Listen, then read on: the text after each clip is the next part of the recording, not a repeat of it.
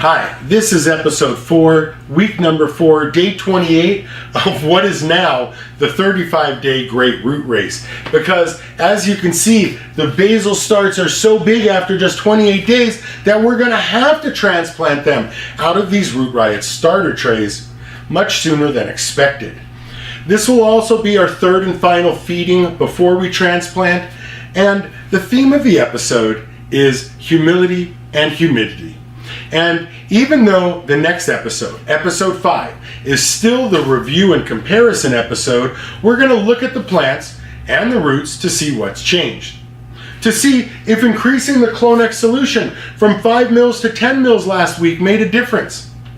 And because we're going to be transplanting them next week, we're also going to have to start leaving the Mondi humidity domes half on, half off of the Root Riot starter trays, so the plants can start hardening off. So keep watching and maybe you'll learn something. I hope I do. And this is a 7-week, 5-video series where we grow basil from seed. That way we can test and compare the products I sell in my hydro store, so we can finally, once and for all, figure out not only what works best, but how best to use the products. And while later in the video we'll be mixing nutrients, watering, feeding, and comparing plant growth, for now, let's start with an introduction.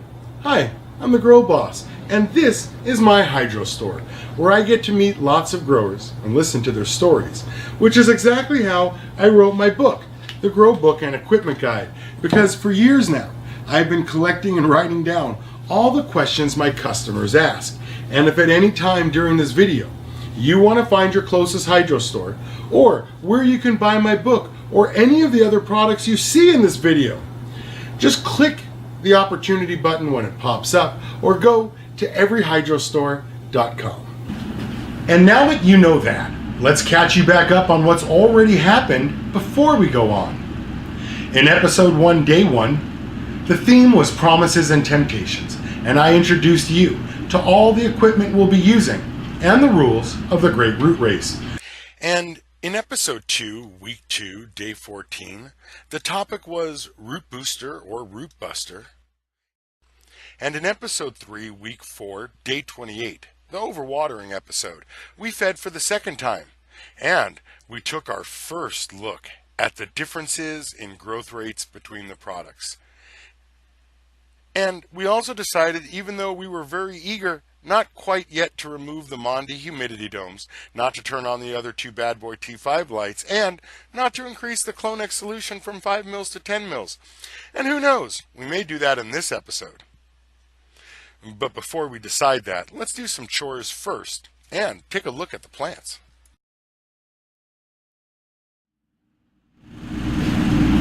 Listen, it's always the same thing. I promise you.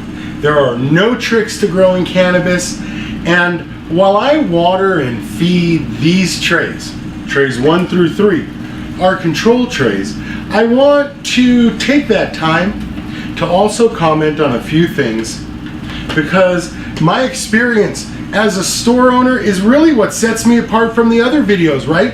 And what sets my book apart from those other books, because I read them all before writing mine, and I gotta tell you, they got it all wrong. How do I know? Well, I read them all when I bought my first hydro store, and it was immediately apparent that there was a serious disconnect, because the information in the books had nothing to do with the questions my customers were asking me. And that's why I like doing these videos, because I learn things every time I do this, just like you get better with every harvest. For instance, the first time I did the Great Root Race, I killed 1,200 basil starts because we didn't add any food. We only watered with the products we were comparing. This time though, you can see we got much farther, right? Because last time everything died, just like they did in tray 1. But this time, they grew so big, I had to shorten the production schedule of the video by 2 weeks. And I bet if I ever had to do this a third time, I would be even better at it. Know what I mean? That's why I always tell you guys to relax when it comes to your first grow. Relax. You don't have the experience to know anything, so don't worry about anything. Don't worry about getting everything just right. And instead, try to understand that this is going to take multiple efforts and attempts to master. And all you can truly do the first time is try not to waste money buying the wrong equipment and hang on. Now, let's start the lesson for this video, humility and humidity. This episode is called Humility and Humidity. And perhaps the best place to start is with one of those things you always hear me say, and that's this. You can micro-focus on whatever your big brain thinks is important. For some of you, it's spending thousands on the perfect light spectrum. For others, it's spending thousands on the perfect environment. Some of you think it's the nutrients, or the perfect ppms, or the perfect pH, or the perfect humidity. And for others, you come into my store and tell me all about your friend's secret sauce. Because that's what your big brain decided after 30 seconds of internet research. And yet the truth is, unless you're in Club 15, none of it matters. And the best part is, whatever it is you think you thought up, you always think you're the first one to think that shit up. But after a while of working on the other side of the counter, I can tell you whether or not you're going to succeed or fail just by the type of person you are. Because there's nothing new under the sun.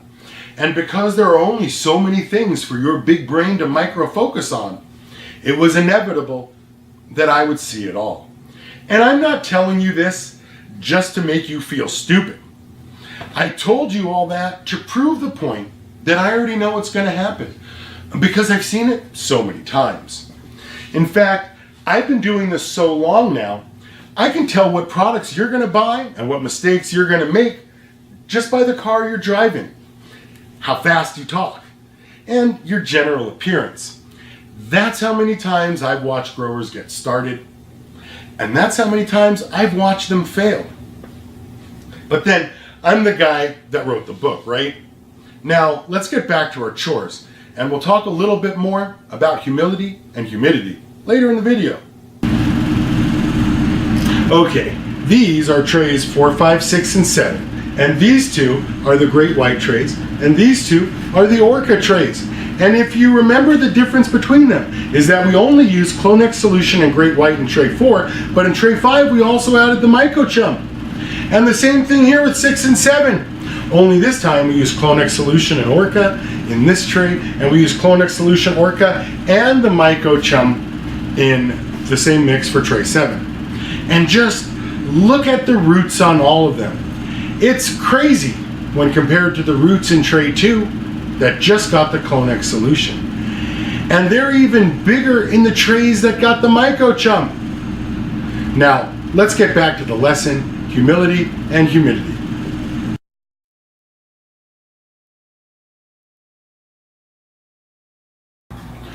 Okay, I was telling you about the paths to success and failure, and even though there's no one right way to do things, as with any hobby, there are most certainly a set of trials and tribulations and a learning curve every new grower has to go through.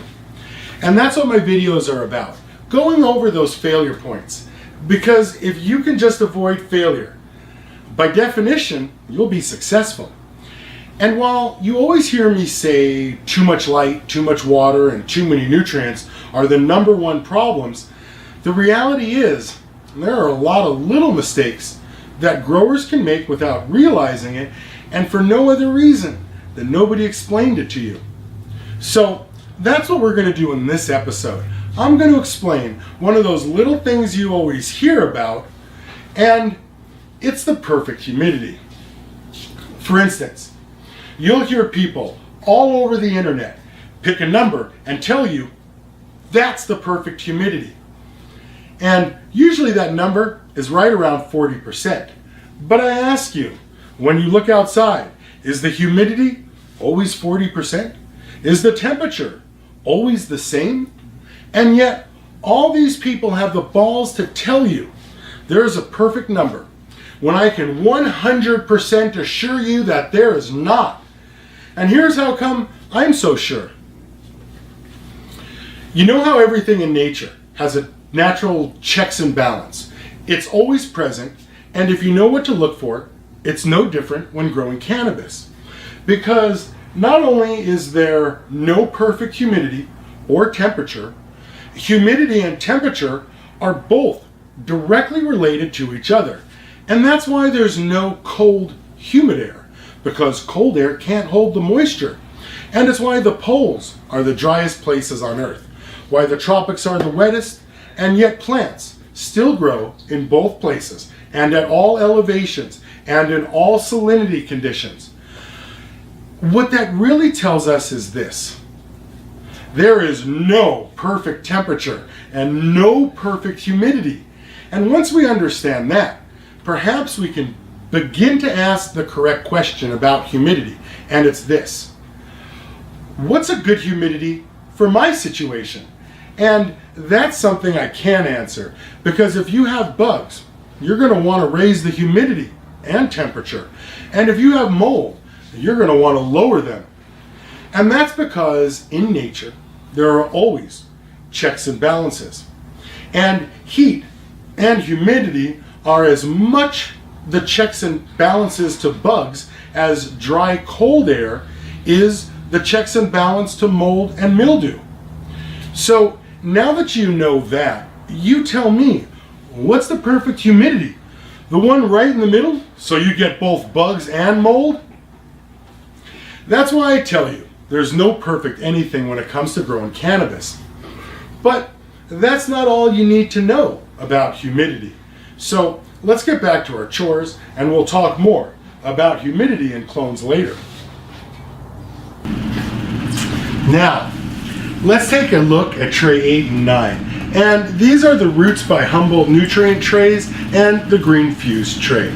And again, Roots by Humboldt nutrient and Green Fuse are rooting hormones designed to trick the plant into producing more roots. And again, remember, when we judge this product, we have to consider that they have had less time to work their magic than, say, the microbes or the CO2 trays. But that doesn't matter. Check out these roots. Look at how much bigger they are than the tray that just got Clonex solution. And that's exactly why you are always going to use a rooting hormone like Roots by Humboldt Nutrients or Green Fuse, because it doesn't get much better. And while I finish watering and feeding these trays, you can go back to the lesson, humidity and humility. Okay, now that you get the idea that there's no perfect humidity or temperature, and that high and low humidity days are as much a part of the healthy life cycle of growing plants as anything else, and now that you are more open to the idea that there is no perfect anything, let's focus a little more on how humidity relates to seeds and clones, and why and when to use a Mondi humidity dome like we're using.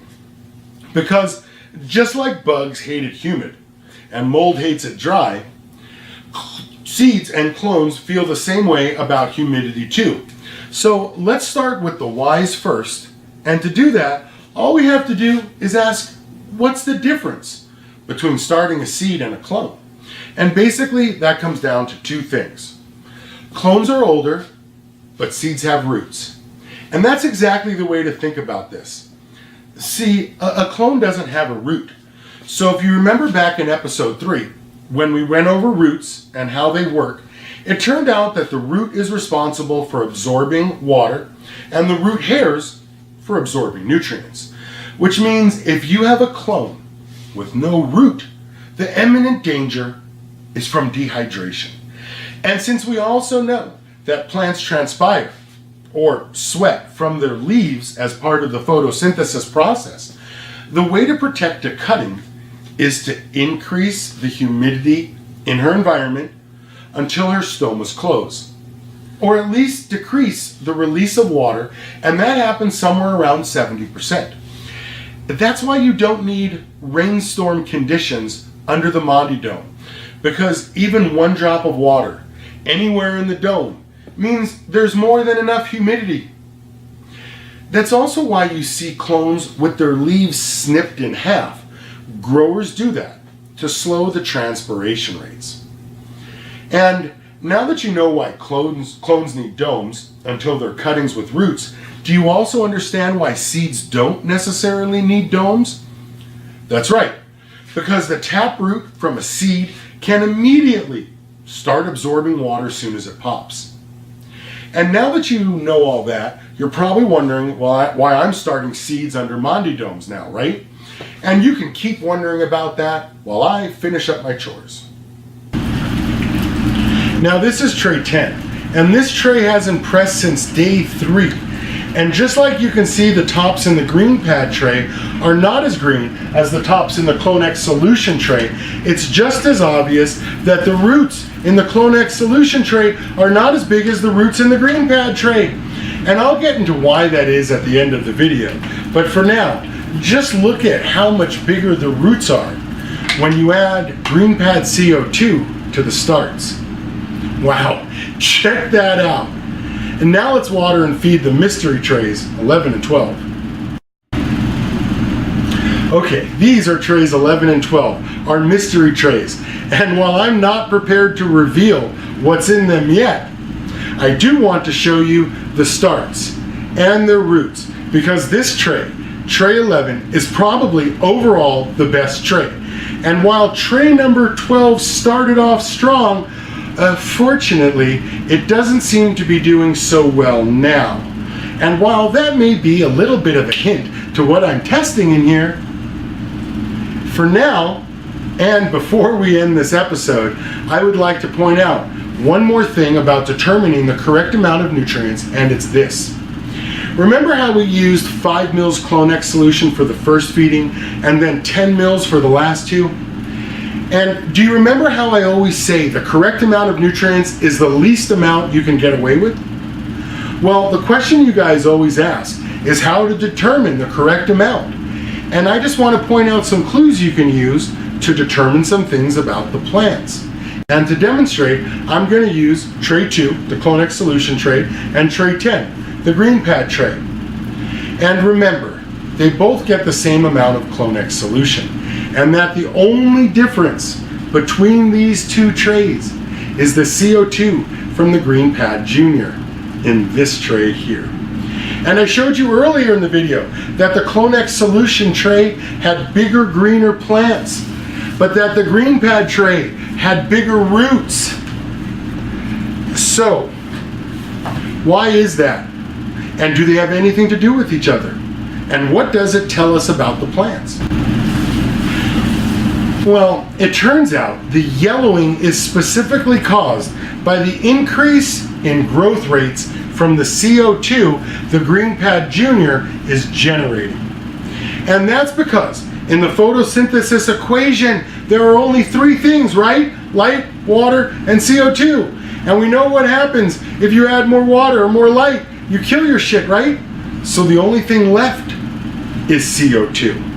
And I think this green pad tray clearly demonstrates that point, because it may not have the most roots or the most plant canopy, but it does have more roots than control tray number 2, the Clonex solution control tray, while using the same amount of Clonex solution. See my point? The tops turned yellow because they consumed their fixed supply of nitrogen at a faster rate. Could I have solved this by adding more Clonex solution food with more nitrogen in it? Hell yes! And that's my point. See, one argument we could make is that if we doubled the Clonex solution in tray 2, we would have got twice the growth. And I think we both know the answer is no, because where would it stop? Could we, for instance, then double it and get 4 times the growth? Could we triple it and get some even more growth? And again, I think we both know the answer is no, right? But let's say we doubled the dose and got a 10% increase in growth rate. Is that 10% growth worth the added expense of doubling the nutrients? Well, that probably depends on what you're growing, but in general the answer is no. And that doesn't even factor in the question, could we use less? For instance, could we use half the amount and achieve the same result? Because now we're talking about lowering the operating cost of a fixed production operation. And I think we can all agree, in a business-based economy, it's all about being the lowest cost producer. That's why everyone's afraid of high quality cannabis being grown outdoors, right? Because if you grow it outdoors, they'll be the lowest cost producer in the market and they'll set the market price. And now that we're thinking in terms of those trade-offs, let's go back to trade 2 and 10. And now think about what other information we could deduce from what we see, and I think it's this.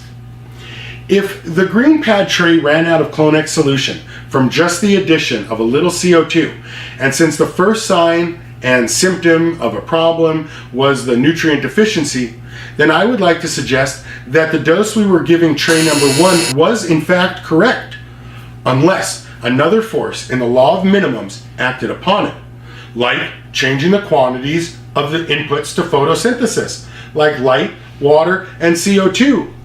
See, these look great, but we added a little CO2 here in tray 10, and now they don't look as great, but the roots look better. See what I mean? Now, could we have added more Clone-X solution food to the green pad tray and resolved the issue? Yes, of course, but the name of the video series is The Great Root Race, not the Great Grow Plants Race, right? That's why I'm willing to sacrifice plant growth for root growth, to make that point.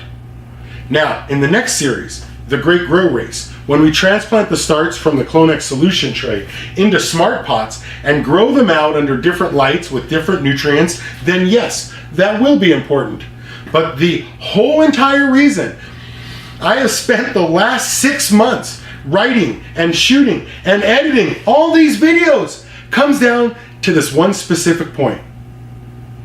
No, I don't really have anything for you. I was just feeling a little dramatic. But if there was a lesson to be learned, it's that all these products work and deliver on their promises for explosive root growth when your plants are healthy. Let's do a quick review here before we finish this episode. First, that not only is there no perfect humidity, there's no perfect temperature. In fact, just the opposite is true. A wide range of both are required, as high humidity is the nemesis of bugs, just like cold, dry air is to molds and mildews. Second, seeds have roots and clones don't, and because of that, seeds require different environmental conditions, which brings us to why I'm using Mondi domes over seeds, even though they have roots. And basically, it comes down to everything I've been telling you in these videos, in my books, in my No More Grow More cards, and in my store. Growing anything, whether that be indoors or out, is a gray area. And since historically, most of us chasing that cannabis money have been 18 to 49-year-old males, a demographic not particularly known for patience or living in the gray area as their defining characteristics, which is why I also tell you that 85% of growers fail, because the real number is probably closer to 99%, and for no other reason than aggressive 18 to 49-year-old males try to rush the process, because that's the type of people that chase cannabis money. The problem is, cannabis can't be rushed. And just like anything, there can't be two winners. And there's no way a delicate little slow-growing cannabis plant can compete with an 18 to 49-year-old male. And so 99% of growers fail, or are going to fail before they even start, just for that reason.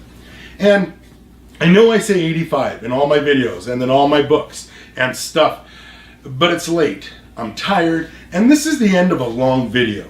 So just between us, because you're still watching, I will tell you a little secret.